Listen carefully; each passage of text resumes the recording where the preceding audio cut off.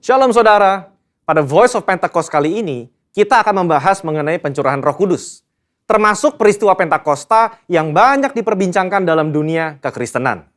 Setiap aliran dalam kekristenan memiliki pandangannya sendiri mengenai Pentakosta. Insan Pentakosta percaya bahwa segala sesuatu yang berhubungan dengan Roh Kudus, seperti yang ada dalam Alkitab, khususnya kitab Kisah Para Rasul, masih terjadi sampai hari ini dan dapat terjadi beberapa kali. Ini termasuk pencurahan Roh Kudus itu sendiri, karya-karya dan mujizat yang dikerjakannya.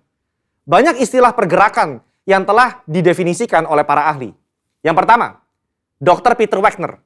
Dia menggunakan istilah Third Wave Movement, di mana Azusa Street dikatakan sebagai gelombang pertama, gerakan karismatik sebagai gelombang kedua, dan pemulihan tanda-tanda dan mujizat sebagai gelombang ketiga.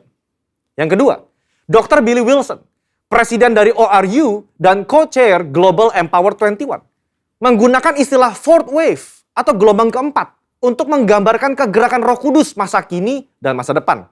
Beliau menempatkan Azusa Street sebagai gelombang pertama dan masa kini sebagai gelombang keempat.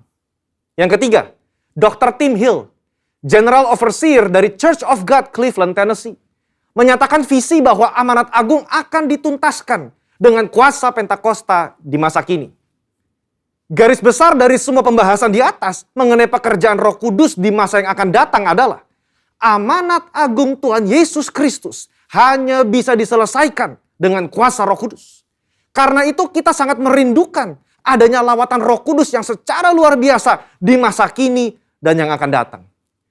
Pendeta Dr. Insinyur Niko Nyotora Harjo juga mendapatkan visi dari Tuhan mengenai apa yang Roh Kudus akan dan sedang kerjakan di masa-masa ini, yaitu yang disebut dengan Pentakosta ketiga.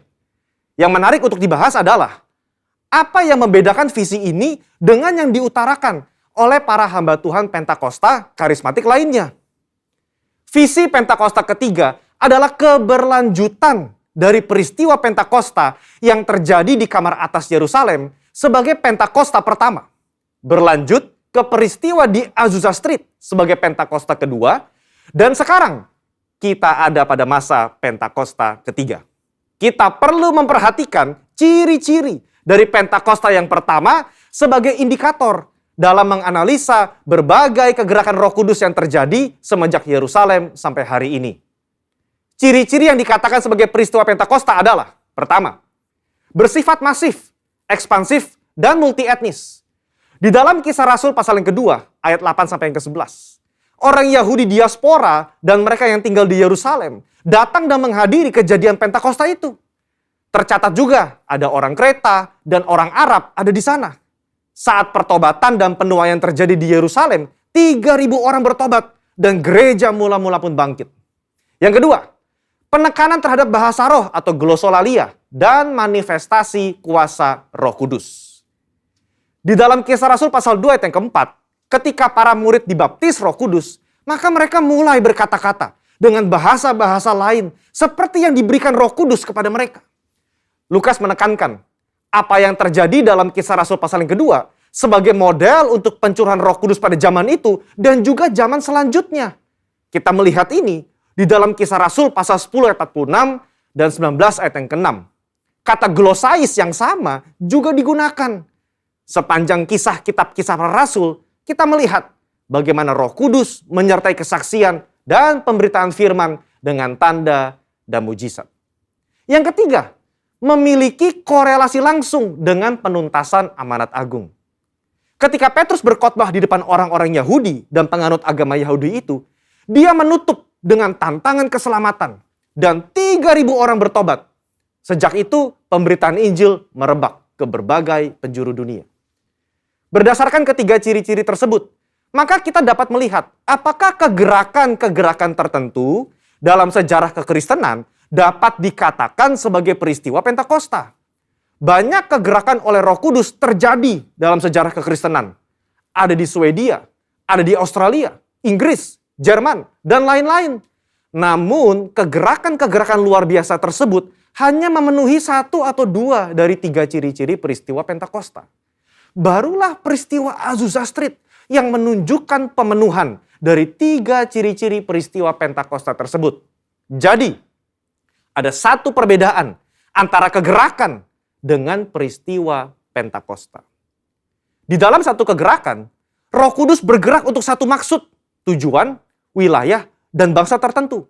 Namun dalam peristiwa Pentakosta, maka tujuannya adalah untuk memenuhi ketiga ciri-ciri yang ditunjukkannya melalui peristiwa Pentakosta pertama dan kedua. Bagaimana dengan Pentakosta ketiga? Visi ini disampaikan pertama kali di Empower 21 Kongres Asia 2013 dan kembali ditekankan pada Empower 21 Kongres Asia 2018. Pentakosta ketiga sudah diterima begitu luas oleh bangsa-bangsa.